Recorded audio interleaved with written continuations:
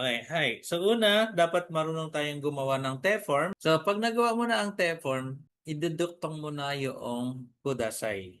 Itong pattern na to ay ginagamit, no? Isang gamit nito is when you trying to tell the way. Use when trying to tell the way.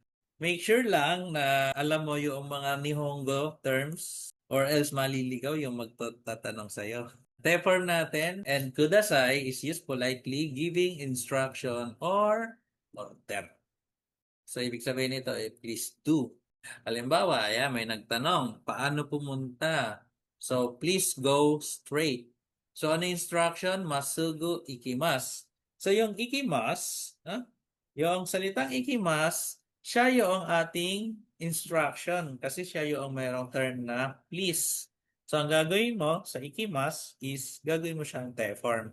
Ano ang te-form ng ikimas? Ite. Ayan. So, once na ma-ite-form mo na siya, lagyan mo lang ng kudasay.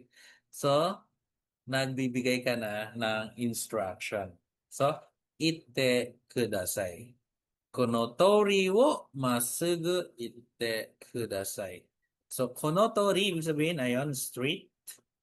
Masugu, derecho. Masugu ite kudasay.